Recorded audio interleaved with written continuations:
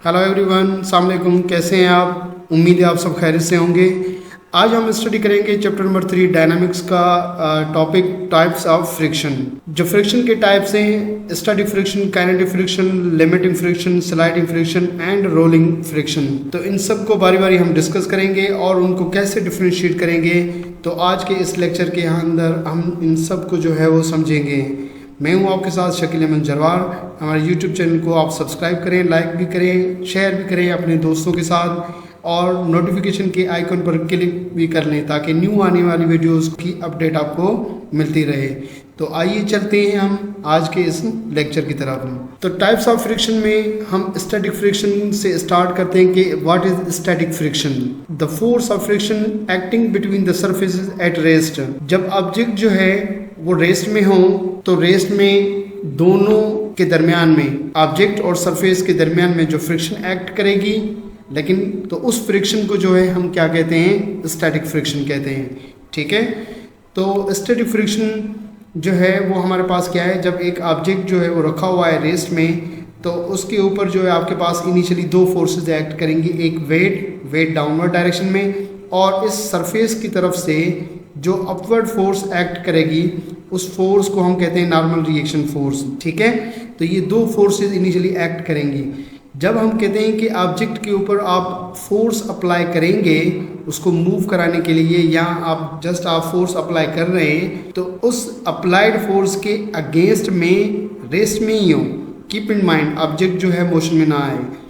तो जब तक ऑब्जेक्ट मोशन में नहीं आता तब तक जो आप फोर्स अप्लाई कर रहे हैं उस अप्लाइड फोर्स के अगेंस्ट में फ्रिक्शन एक्ट करेगी, और जो फ्रिक्शन एक्ट कर रही है इस फ्रिक्शन को हम क्या कहते हैं? हमारे पास ये क्या है? स्टैटिक फ्रिक्शन है। ठीक है, तो ये जहन में रखिएगा कि स्टैटिक फ्रिक्शन जो है वो रेस्ट में ही एक्ट करेगी, लेकिन कब एक्ट करेगी? जब आप फोर्स अप्लाई करेंगे तब जो है वो एक्ट करेगी, तब जो है वो फ्रिक्शन एक्शन में आएगी। ठीक है, अगर आप फोर्स अप्लाई नहीं कर रहे तो उस कंडीशन में आपके पास फ्रिक्शन जो है वो ज़ीरो है। ठीक है, जैसे कि यहाँ पर हम कहते हैं कि यहाँ पे दो फोर्सेस एक्ट कर रही हैं, एक वेट और दूसरा नॉर्मल रिएक्शन फोर्स। फोर्स आप अप्लाई नहीं कर रहे, ठीक है, आपके पास अप्लाइड फोर्स ज़ीरो है, तो इस कंडीशन में फ्रिक्शन भी आपके पास क्या है? ज़ीरो है। जैसे फोर्स अप्लाई करेंगे तो उसके अपोजिट में फ्रिक्शन जो है वो एक्शन में आ जाएगी। अंडरस्टैंड? तो जब तक ऑब्जेक्ट रेस्ट में है, मूव नहीं करता, तब तक अप्लाइड फोर्स के अगेंस्ट में, मोशन के अगेंस्ट में जो फ्रिक्शन एक्ट करेगी उसको स्टैटिक फ्रिक्शन कहेंगे। ठीक है, और ये जो फ्रिक्शन है स्टैटिक फ्रिक्शन, ये डायरेक्टली प्रोपोर्शनल होगी किसके? नॉर्मल रिएक्शन फोर्स के। जितनी नॉर्मल रिएक्शन फोर्स इस सरफेस की तरफ से अपवर्ड डायरेक्शन में लगेगी उतनी फ्रिक्शन उसके जो है वो यहाँ पे एक्ट करेगी। जब प्रोपोर्शनलिटी को हटाते हैं तो कांस्टेंट रखते हैं, इसको कहते हैं mu S. What is mu S? Mu S is the coefficient है स्टैटिक फ्रिक्शन का। ठीक है, तो कीप इन माइंड कि कोएफिशिएंट का क्या मतलब है? कोएफिशिएंट का मतलब ये है कि जो इसकी वैल्यू है, मतलब यहाँ पे कोएफिशिएंट म्यू एस है, तो म्यू एस की वैल्यू डिफरेंट होगी डिफरेंट मटेरियल्स के लिए। मटेरियल के ऊपर, मटेरियल की नेचर के ऊपर डिपेंड करता है इस म्यू एस की value. N is normal reaction force exerted by surface which is equal to the weight of an object. ठीक है, तो एन नॉर्मल फोर्स है, म्यू एस कोएफिशिएंट है स्टैटिक फ्रिक्शन का। ओके, और एफ एस किसको represent कर रही है? ये स्टैटिक फ्रिक्शन को रिप्रेजेंट कर रही है। अब हम नेक्स्ट लिमिटिंग फ्रिक्शन की तरफ चलते हैं। लिमिटिंग फ्रिक्शन क्या है? The maximum static friction. अब स्टैटिक फ्रिक्शन मैक्सिमम का कैसे कॉन्सेप्ट आएगा? ऑब्जेक्ट है, ठीक है, ये रेस्ट में रखा हुआ है सरफेस पर, आपने फोर्स अप्लाई की, इस फोर्स की अगेंस्ट में स्टैटिक फ्रिक्शन एक्ट करेगी। ठीक है, आप फोर्स बढ़ाते जाएं, इंक्रीज करते जाएं, एक ऐसी पॉइंट आएगी जिस पॉइंट के बाद ये ब्लॉक जो है वो मूव करना बिगिन करेगा, स्टार्ट करेगा। ठीक है, तो जिस पॉइंट पर ये block just begin to slide करें, बस मतलब वो अभी वो क्या करें? मूव करना स्टार्ट करें, तो उस पॉइंट पर जो है जो अप्लाइड फोर्स है वो इस स्टैटिक फ्रिक्शन के बराबर होगी। ठीक है, और इस पॉइंट पर स्टैटिक फ्रिक्शन जो है वो क्या होगी? मैक्सिमम होगी। तो इस मैक्सिमम स्टैटिक फ्रिक्शन को हम लिमिटिंग फ्रिक्शन कहते हैं। अब अगर इस लिमिटिंग फ्रिक्शन से ज़्यादा, मतलब ये मैक्सिमम स्टैटिक फ्रिक्शन से ज़्यादा फोर्स अप्लाई करेंगे तो वो ब्लॉक मोशन में आ जाएगा। ओके, तो कीप इन माइंड कि जब आप मैक्सिमम स्टैटिक फ्रिक्शन से या मैक्सिमम लिमिटिंग फ्रिक्शन से ज़्यादा आप फोर्स अप्लाई करेंगे तो ब्लॉक स्टैटिक फ्रिक्शन से निकलकर काइनेटिक फ्रिक्शन में आ जाएगा, मोशन में आ जाएगा। काइनेटिक फ्रिक्शन क्या है? The force of friction acting between the surfaces in relative motion. जब एक ऑब्जेक्ट जो है इस सरफेस के रिलेटिव किस में हो? मोशन में हो। ऑब्जेक्ट के रिलेटिव क्या हो? मोशन में हो। मोशन में तब आएगा जब आप फोर्स अप्लाई करेंगे तो ये ब्लॉक किस में आ जाएगा? मोशन में आ जाएगा। जब मोशन में आ जाएगा तो इस मोशन के अगेंस्ट में जो फ्रिक्शन एक्ट करेगी उसको काइनेटिक फ्रिक्शन कहते हैं। ओके, तो काइनेटिक फ्रिक्शन क्या है? The force of friction acting between the surfaces in relative motion. तो रिलेटिव मोशन में जब आपके पास फ्रिक्शन एक्ट करेगी मोशन के अपोजिट में तो उस फ्रिक्शन को हम क्या कहते हैं? काइनेटिक फ्रिक्शन कहते हैं। ओके, तो काइनेटिक फ्रिक्शन भी डायरेक्टली प्रोपोर्शनल है नॉर्मल फोर्स के। जितनी नॉर्मल फोर्स ज़्यादा लगेगी उतनी आपके पास काइनेटिक फ्रिक्शन भी क्या होगी? ज़्यादा होगी। तो हम यूँ लिखते हैं कि जो काइनेटिक फ्रिक्शन है वो डायरेक्टली प्रोपोर्शनल है किसके? नॉर्मल रिएक्शन फोर्स के। तो प्रोपोर्शनलिटी हटाएंगे तो कांस्टेंट रखेंगे तो हमारे पास क्या है? म्यू के जो है हमने प्रोपोर्शनलिटी की जगह पर हमने रिप्लेस किया तो म्यू के क्या है? कोएफिशिएंट है काइनेटिक फ्रिक्शन का। ठीक है, तो म्यू के की वैल्यू भी डिपेंड करती है इन दोनों सरफेसेस के नेचर पर। ये जो सरफेस जिसके ऊपर ये ऑब्जेक्ट रखा हुआ है तो ऑब्जेक्ट किससे बना हुआ है और ये सरफेस कौन सा सरफेस है, इन दोनों की नेचर पर इस म्यू के की वैल्यू क्या करती है? डिपेंड करती है। तो both mu S and mu के आर डायमेंशनलेस। ये दोनों म्यू एस और म्यू के डायमेंशनलेस है। इनका कोई डायमेंशन नहीं है, इनका कोई यूनिट नहीं है। Because these are the ratio of two forces. क्योंकि म्यू के और म्यू एस ये रेशियो है दो फोर्सेस का। कैसे?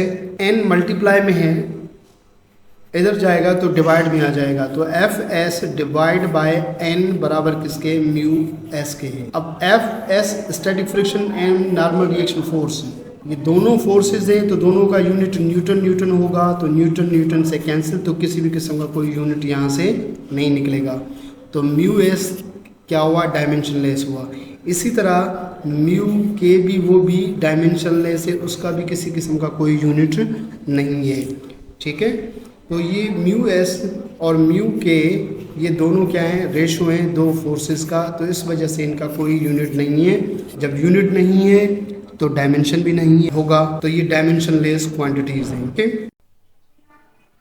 तो नेक्स्ट में हम पढ़ेंगे sliding friction and rolling friction. ये ए और बी मैंने इस वजह से लिखा है क्योंकि ये स्लाइडिंग फ्रिक्शन और रोलिंग फ्रिक्शन ये काइनेटिक फ्रिक्शन के टाइप्स हैं। ये किसके टाइप्स हैं? काइनेटिक फ्रिक्शन के टाइप्स हैं। तो काइनेटिक फ्रिक्शन की जो टाइप्स हैं वो आपके पास एक स्लाइडिंग फ्रिक्शन है, दूसरा रोलिंग फ्रिक्शन है। क्योंकि स्लाइडिंग में और रोलिंग में दोनों में ऑब्जेक्ट मोशन में होता है तो इस वजह से ये फ्रिक्शन काइनेटिक फ्रिक्शन है। तो काइनेटिक फ्रिक्शन को हमने डिफरेंशिएट किया स्लाइडिंग फ्रिक्शन में एंड रोलिंग फ्रिक्शन में। तो सबसे पहले हम स्लाइडिंग को देखेंगे कि स्लाइडिंग में क्या है? The force of friction acting between the surfaces when one body slides over the surface of another body. अगर एक ऑब्जेक्ट दूसरे ऑब्जेक्ट पर या दूसरे सरफेस पर क्या करेगा? स्लाइड्स करेगा। मीन्स फोर्स अप्लाई करने के बाद जब वो स्लाइड करे, स्लाइड वाली मोशन में हो, तो उन दोनों के दरमियान में जो फोर्स ऑफ फ्रिक्शन होगी उस फ्रिक्शन को हम स्लाइडिंग फ्रिक्शन कहेंगे। जब हम रोलिंग की बात करते हैं तो रोलिंग फ्रिक्शन में क्या होगा? When one body roll over the surface of another body. अगर एक बॉडी है और उस जहाँ सरफेस है उस सरफेस पर दूसरी बॉडी क्या करे? रोल करे, रोल वाली मोशन में हो। जैसे कि हम कहते हैं कि मोशन ऑफ बॉल, बॉल किस में होता है? ग्राउंड पर रोलिंग वाली मोशन में होता है। तो बॉल और ग्राउंड के दरमियान में जो फ्रिक्शन होगी वो फ्रिक्शन क्या कहलाएगी? रोलिंग फ्रिक्शन कहलाएगी। तो force of friction acting between the surfaces when one body roll over the surface of another body. जब एक बॉडी जो है वो दूसरी बॉडी पर, एक ऑब्जेक्ट किसी दूसरे सरफेस पर रोलिंग मोशन में हो तो उन दोनों के दरमियान में जो फोर्स ऑफ फ्रिक्शन होगी वो रोलिंग फ्रिक्शन होगी। तो ये sliding friction means object slide करे, रोलिंग फ्रिक्शन में ऑब्जेक्ट क्या करेगा, रोल करेगा किसी दूसरे ऑब्जेक्ट पर, किसी दूसरी बॉडी पर। ओके, तो आई होप कि आपने इनको डिफ्रेंशिएट कर लिया है और ये डिफरेंस आपको समझ में आ गया होगा। एक स्लाइड करेगा तो स्लाइडिंग फ्रिक्शन, दूसरा रोल करेगा दूसरे सरफेस पर तो वो रोलिंग फ्रिक्शन है। ठीक है, जैसे कि हमने ये एक एग्जांपल लिया है। अब इसमें एक शख्स जो है वो एक ब्लॉक को क्या कर रहा है, खींच रहा है। ठीक है, जब ये इस डायरेक्शन में इसको खींचेगा, फोर्स अप्लाई करेगा, तो फ्रिक्शन जो होगी वो इस डायरेक्शन में होगी, अप्लाइड फोर्स के अगेंस्ट में होगी। ठीक है, तो ये ऑब्जेक्ट क्या कर रहा है, इस ग्राउंड से स्लाइड कर रहा है। लेकिन जब हमने इसको बॉल बेरिंग्स हमने लगा दिए, यहाँ पर इसके नीचे हमने बेरिंग्स लगा दिए, यहाँ हम कहते हैं कि हमने व्हील लगा दिए हैं। ठीक है, जैसे कि आपको यहाँ पे नजर आ रहे हैं। तो जब हमने इसको व्हील लगा दिए तो व्हील यहाँ बॉल बेरिंग जो है इस ग्राउंड पे किस मोशन में होंगे, रोलिंग मोशन में होंगे। ठीक है, तो ये फ्रिक्शन रोलिंग फ्रिक्शन हो गई। और जब ये बॉल बेरिंग नहीं थे या व्हील नहीं थे, तब ये ब्लॉक मूव कर रहा था, तब वो क्या हो रही थी, स्लाइडिंग फ्रिक्शन। ठीक है, तो यहाँ पे इस केस में स्लाइड कर रहा है, इस केस में जो है जो फ्रिक्शन है व्हील और इस सरफेस के दरमियान में वो रोलिंग फ्रिक्शन है। ओके, दूसरा एग्जांपल हम ले लेते हैं।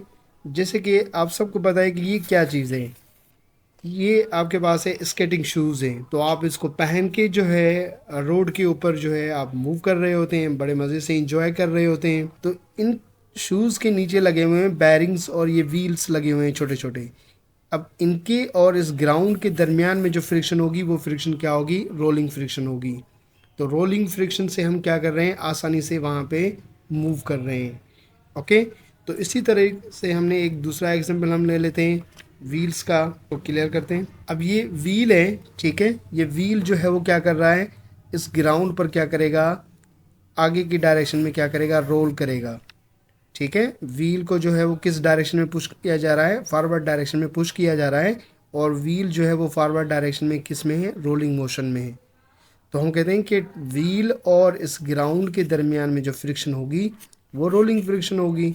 ओके, इसी तरह टायर और रोड के दरमियान में जो फ्रिक्शन होगी वो भी रोलिंग फ्रिक्शन होगी। अंडरस्टैंड? तो रोलिंग फ्रिक्शन हम यूं कहें कि जब एक ऑब्जेक्ट किसी दूसरे ऑब्जेक्ट पर रोल वाली मोशन में हो तो वो रोलिंग फ्रिक्शन, जब एक ऑब्जेक्ट स्लाइड कर रहा हो तो वो स्लाइडिंग फ्रिक्शन होगी। तो ये हमारे पास था रोलिंग फ्रिक्शन और स्लाइडिंग फ्रिक्शन। फ्रिक्शन को रिड्यूस कर सकते हैं, रिमूव नहीं कर सकते। फ्रिक्शन को रिड्यूस किससे करते हैं ये भी आप समझ लें, ग्रीस से। ओके, ग्रीस आप यूज़ करें तो ग्रीस आप यूज़ कर सकते हैं, ऑयल लुब्रिकेंट्स यूज़ कर सकते हैं, बॉल बेरिंग्स आप यूज़ कर सकते हैं। बॉल बेरिंग यूज़ करने से फ्रिक्शन रिड्यूस हो जाएगी और मोशन आसानी से आप कर सकते हैं। ठीक है, और इसी तरह फ्रिक्शन के फ़ायदे भी हैं, फ्रिक्शन के नुकसानात भी हैं। फ्रिक्शन के फ़ायदे क्या हैं? फ्रिक्शन के फ़ायदे ये हैं कि हम चल सकते हैं, हम जो है टाई बांध सकते हैं, क्योंकि टाई की जो नॉट है वो किस वजह से रुकी होती है, फ्रिक्शन की वजह से। अगर फ्रिक्शन ना होती तो ये टाई की नॉट जो है नहीं रुकती। फ्रिक्शन का फ़ायदा ये है कि आपके पास जितनी भी रोड ट्रांसपोर्ट है वो सारी फ्रिक्शन की वजह से है, क्योंकि फ्रिक्शन की वजह से क्या लगती है, ब्रेक लगती है। अगर फ्रिक्शन ना होती तो ब्रेक ही नहीं लगती, तो आपके पास ये जो रोड ट्रांसपोर्ट है ये नहीं चल पाती, ये इसका चलना नामुमकिन है।